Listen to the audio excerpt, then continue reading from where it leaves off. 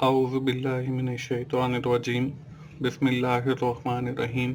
अस्सलाम वालेकुम दोस्तों, मैं हूं मोहसिन रफ़ा और आप लोग देख रहे हैं 24/7 टीचर्स ऑनलाइन।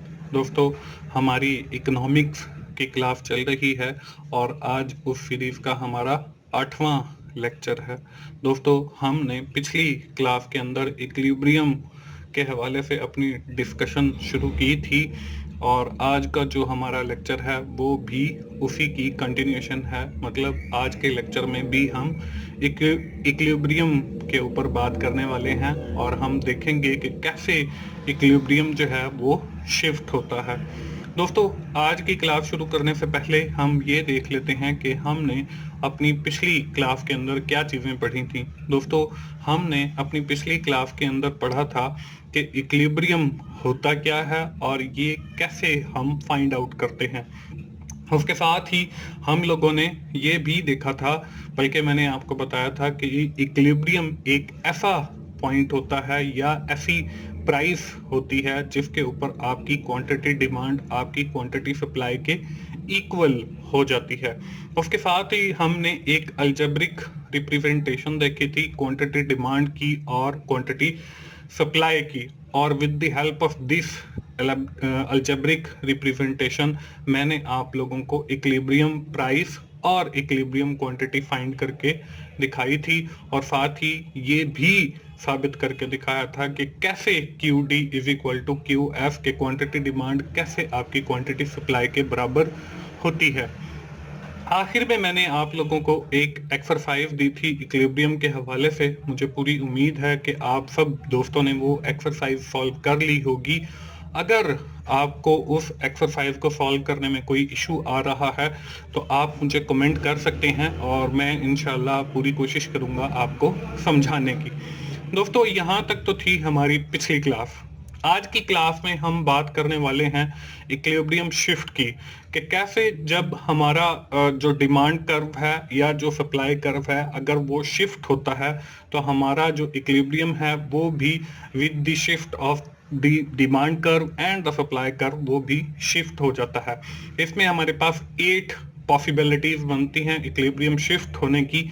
आज की क्लास में हम वो 8 पॉसिबिलिटीज भी देखेंगे कि कैसे वो इक्विलिब्रियम शिफ्ट होता है। आखिर के अंदर हम ये भी देखेंगे कि गवर्नमेंट का क्या रोल होता है इक्विलिब्रियम के अंदर, और इसमें प्राइस सीलिंग और प्राइस फ्लोर से क्या मुराद है।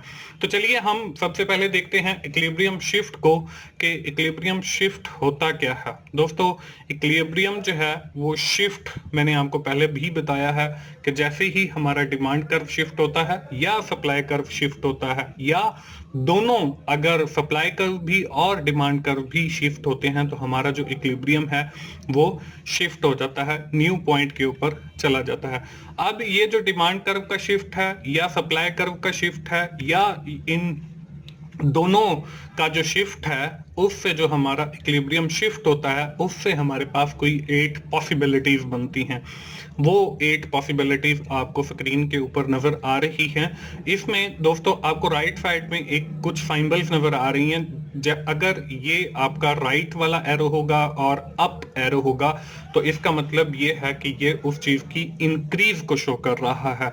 अगर आपका एरो जो है वो लेफ्टवर्ड होगा या आपका एरो ऐसे डाउन की तरफ होगा तो ये आपकी डिक्रीज सिचुएशन को शो करता है।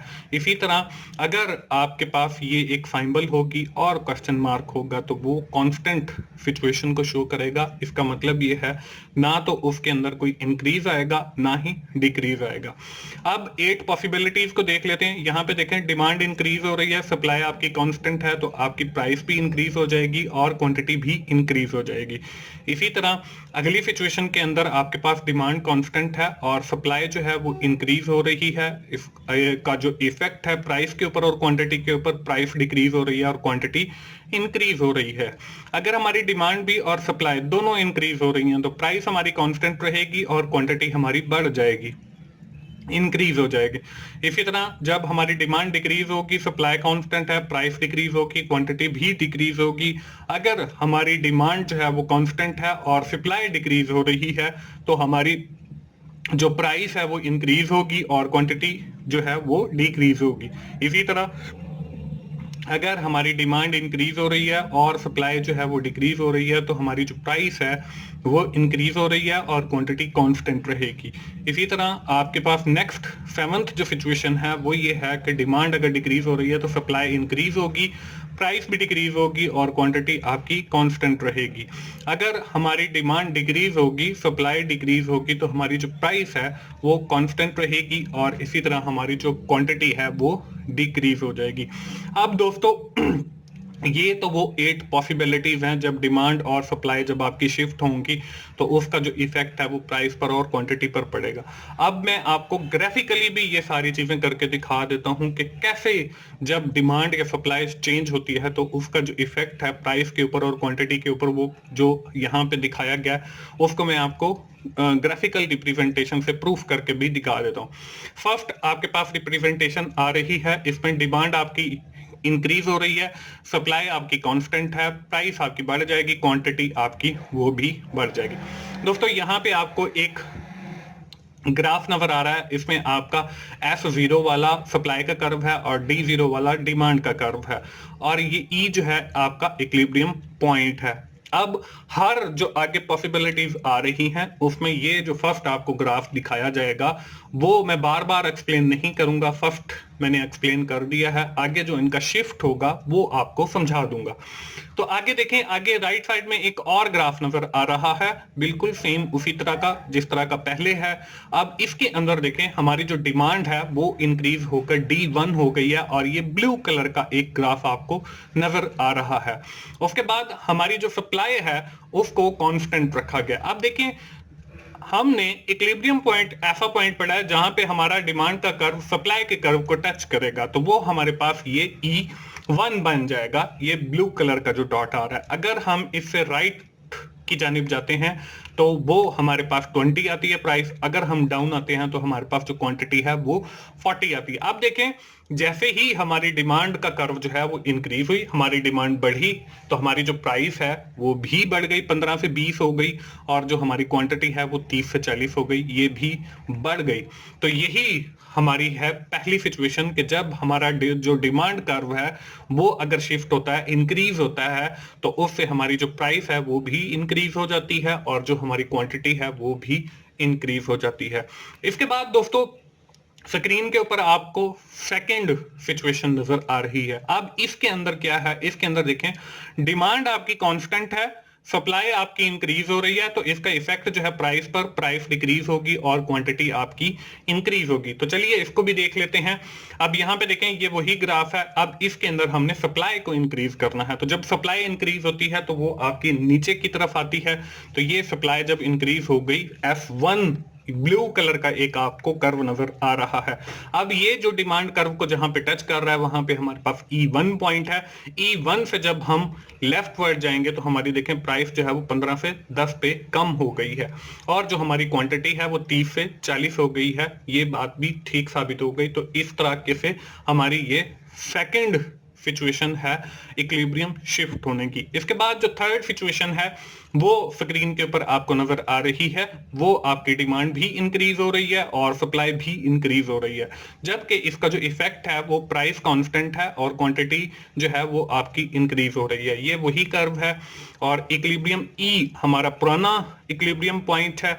अब देखें हमारी डिमांड इंक्रीज हुई है, वो D1 मैंने शो कर दिया है। इसी तरह हमने सप्लाई को भी इंक्रीज करना है। पहले जो हम सिचुएशंस देख रहे थे उसमें एक चीज इंक्रीज हो रही थी या डिक्रीज हो रही थी, तो वो हमारी डिमांड थी या सप्लाई थी। अब हमारी दोनों चीजें जो हैं वो इंक्रीज हो रही हैं। D1 से हमारी डिमांड इंक्रीज हो रही है और S1 जो है वो हमारी सप्लाई इंक्रीज हो रही है। तो इन दोनों से ये जो पॉइंट बन रहा है इसको हम E1 कहेंगे। अगर हम इससे लेफ्ट जानिब जाते हैं तो हमारी देखें प्राइस जो है वो वही की वही 15 है और अगर हम नीचे की तरफ आते हैं तो हमारी क्वांटिटी जो है वो 30 से बढ़कर 50 हो गई है।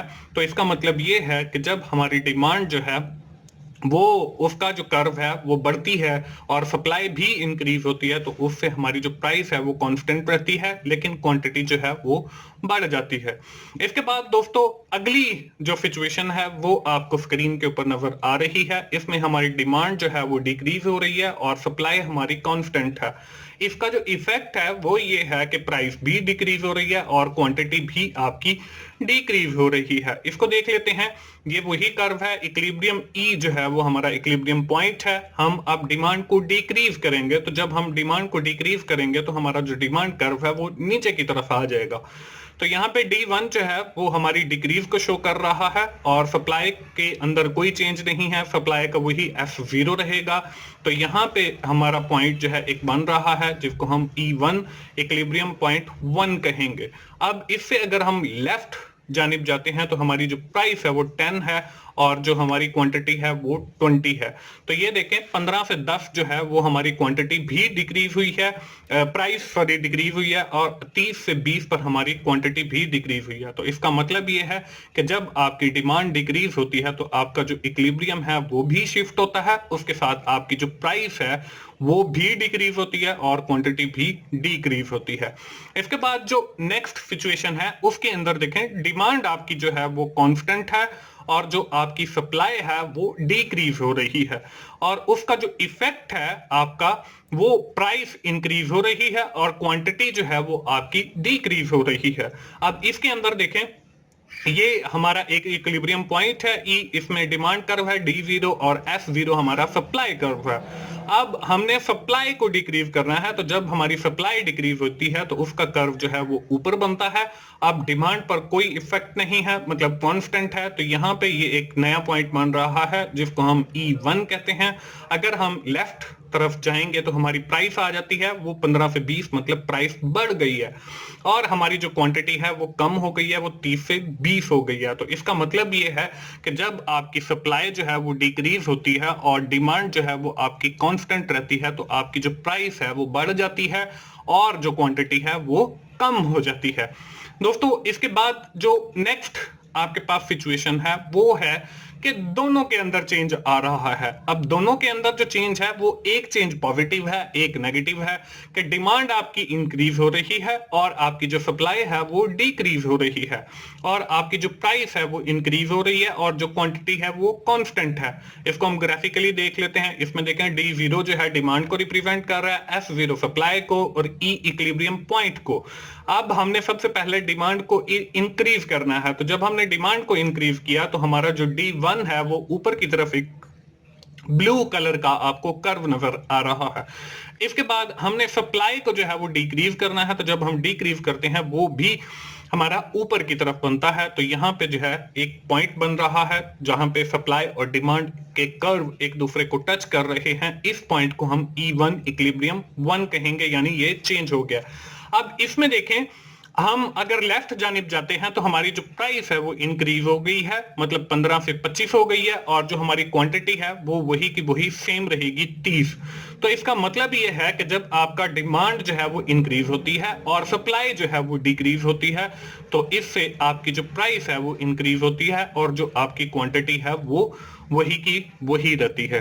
दोस्तों इसके बाद अगला जो सिचुएशन है अगली वो ये है कि इसमें अब आपकी देखें डिमांड डिक्रीज हो रही है और आपकी जो सप्लाई है वो इंक्रीज हो रही है। तो इसका जो इफेक्ट है वो आपका पी प्राइस जो है वो कम होगी और क्वांटिटी क्यू जो है वो आपकी कांस्टेंट रहेगी। अब इसमें हम देखें कर्व आपको नजर आ रहा है, D0 डिमांड को रिप्रेजेंट कर रहा है, S0 जो है वो आपकी सप्लाई को रिप्रेजेंट कर रहा है। अब E जो है आपका इक्विलिब्रियम पॉइंट है। हमने डिमांड को डिक्रीज करना है, जब हमारी डिमांड डिक्रीज होगी तो हमारा कर्व जो है वो नीचे की जानिब बनेगा, D1 आपको शो हो रहा है। इसके बाद जब हमारी सप्लाई इंक्रीज होती है तो वो भी कर्व जो है वो नीचे की जानिब बनता है।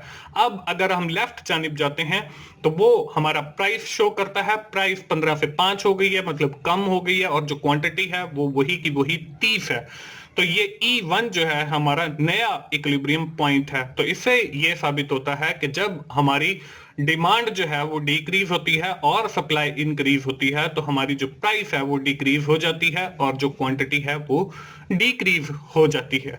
क्वांटिटी जो है वो कांस्टेंट रहती है। दोस्तों, इसके बाद जो आखिरी सिचुएशन है या आखिरी पोजीशन है हमारी इक्विलिब्रियम शिफ्ट की, वो हमारी दोनों जो है डिमांड भी और सप्लाई भी वो दोनों डिक्रीज हो रहे हैं।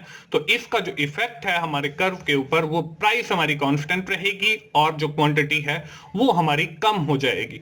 अब यहाँ पे कर्व आपको नजर आ रहा है, D0 आपका डिमांड को रिप्रेजेंट कर रहा है, F0 आपकी सप्लाई को रिप्रेजेंट कर रहा है और E का जो है एक ऐसा पॉइंट है जो इक्विलिब्रियम है, जहां पे आपकी डिमांड और सप्लाई जो है वो बराबर हैं। इसमें प्राइस आपके पास 15 है और क्वांटिटी आपके पास 30 है।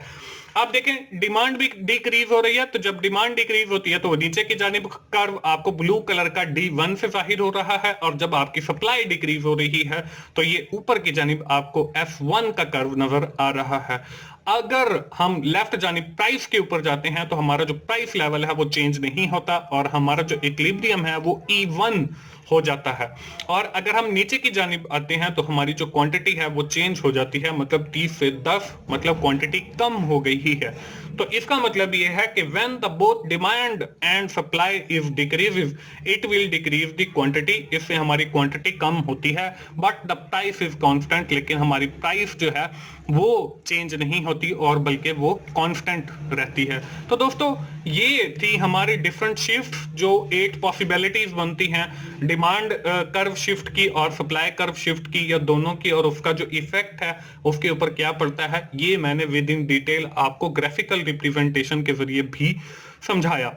दोस्तों, बढ़ते हैं आगे और देखते हैं कि इसमें जब हमारे पास इक्विलिब्रियम की सिचुएशन होती है तो उस वक्त जो गवर्नमेंट है उसका क्या रोल होता है इक्विलिब्रियम के अंदर। तो government can impact on equilibrium bye 2 fundamental way. Government जो है वो 2 तरीकों से इंपैक्ट कर रही होती है, एक उसमें प्राइस सीलिंग है और दूसरा उसमें प्राइस फ्लोर है। तो हम बारी बारी इन दोनों कॉन्सेप्ट्स को देख लेते हैं कि प्राइस सीलिंग क्या है और प्राइस फ्लोर क्या है और इन दोनों के अंदर फर्क क्या है। सबसे पहले स्क्रीन के ऊपर आपको प्राइस सीलिंग नजर आ रहा है। अब price ceiling is the maximum price limit. कि प्राइस सीलिंग, बल्कि आप इसको ऐसे भी याद रख सकते हैं कि सीलिंग से मुराद वो सीलिंग फैन कि छत वाला जो पंखा है, तो वो छत ऊंची होती है, और फ्लोर हम फर्श को भी कहते हैं। तो सीलिंग जब भी वर्ड आए तो आपने ये देखना है कि आपके जो प्राइसेस हैं वो मैक्सिमम है, ज्यादा हैं। और जब फ्लोर की बात की जाए, फर्श की बात की जाए, तो इसका मतलब ये है कि आपकी प्राइसेस जो हैं वो कम हैं। तो सीलिंग और फ्लोर को आप ऐसे भी याद रख सकते हो। अब price ceiling is the maximum price, ये आपकी मैक्सिमम प्राइस लिमिट है दैट द गवर्नमेंट सेट, जो गवर्नमेंट सेट करती है to ensure that the price do not rise above the limit। कि ये जो लिमिट गवर्नमेंट ने सेट कर दिया है, इससे ज्यादा प्राइसेस जो हैं वो नहीं जाएंगी उस चीज की। अब उसमें एग्जांपल कौन सी है? एग्जांपल आपको मेडिसिन की है कि गवर्नमेंट ने जो है मेडिसिन के रेट फिक्स कर दिए हैं एक मैक्सिमम लेवल के ऊपर, इससे ज्यादा जो है मेडिकल स्टोर वाले या मेडिकल रैप वाले चार्ज नहीं कर सकते। इसी तरह बहुत सारी और भी चीजें हैं जिनकी गवर्नमेंट प्राइस जो है वो मैक्सिमम सीलिंग के ऊपर सेट कर देती है। जैसे आपके पास जो है वो इलेक्ट्रिसिटी बिल की जो है इलेक्ट्रिसिटी की जो चार्जेस हैं वो भी फिक्स कर दिए गए हैं एक मैक्सिमम लेवल के ऊपर, जिसको भी हम प्राइस सीलिंग कहते हैं कि इससे ज्यादा आप चार्ज नहीं कर सकते। इसी तरह आपके पानी के कुछ चार्जेस होते हैं वो भी गवर्नमेंट सेट कर देती है, इससे ज्यादा आप नहीं जा सकते। इसी तरह पेट्रोल है, तो पेट्रोल के अंदर भी आप जो है वो गवर्नमेंट सेट कर देती है, तो उससे ज्यादा आप नहीं जा सकते। इसी तरह जो हमारी प्राइस सीलिंग है इसका बिल्कुल जो अपोजिट है वो हमारे पास जो है प्राइस फ्लोर है। अब मैंने आपको सीलिंग और फ्लोर को याद करने का भी एक फॉर्मूला बता दिया है, जिसको हम देसी या जटाका भी कह सकते हैं कि सीलिंग का जब वर्ड आएगा तो वो मैक्सिमम प्राइस लेवल होगा, और जब फ्लोर की बात, फर्श की बात आएगी तो वो हमारा मिनिमम प्राइस लेवल होगा। तो अब प्राइस फ्लोर को देख लेते हैं। Price floor is the minimum price that the government set to support the desired commodity or service in a society।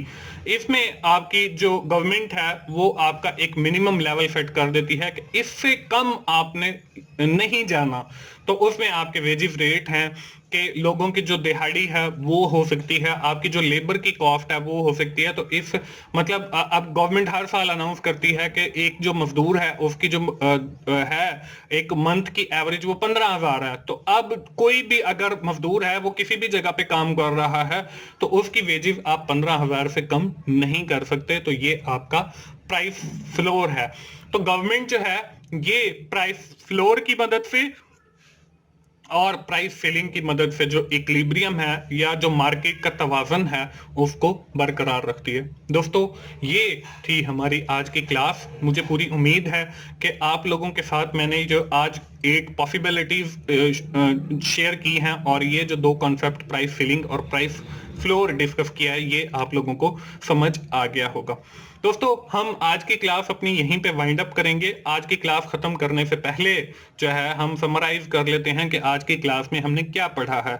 हमने इक्विलिब्रियम शिफ्ट की बात की है, उसमें हमने 8 पॉसिबिलिटीज देखी हैं कि जब डिमांड शिफ्ट होती है या सप्लाई आपकी शिफ्ट होती है तो उसका जो इफेक्ट है प्राइस के ऊपर और क्वांटिटी के ऊपर वो क्या पड़ता है।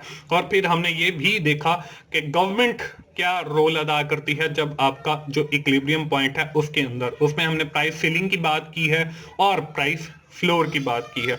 दोस्तों, मुझे उम्मीद है आप इस सीरीज को एंजॉय कर रहे होंगे और जो इकोनॉमिक्स की बेसिक्स कॉन्सेप्ट्स हैं उनको सीख रहे होंगे। दोस्तों, अगर आपको मेरी वीडियो अच्छी लग रही हैं तो आपने लाइक कीजिए, अपने दोस्तों के साथ शेयर कीजिए जिनका ये सब्जेक्ट है, और कमेंट्स की सूरत में अपना फीडबैक दीजिए। अगर आपको कुछ समझ नहीं आ रहा तो वो भी आप कमेंट्स के जरिए मुझसे पूछ सकते हैं। और मेरा चैनल 24/7 टीचर्स ऑनलाइन सब्सक्राइब कीजिए ताकि मेरे हर लेक्चर हर वीडियो आप लोगों तक पहुंच सके और आप उससे सीख सकें। दोस्तों, मिलते हैं अगली इकोनॉमिक्स की क्लास में। उस वक्त तक के लिए अल्लाह हाफिज।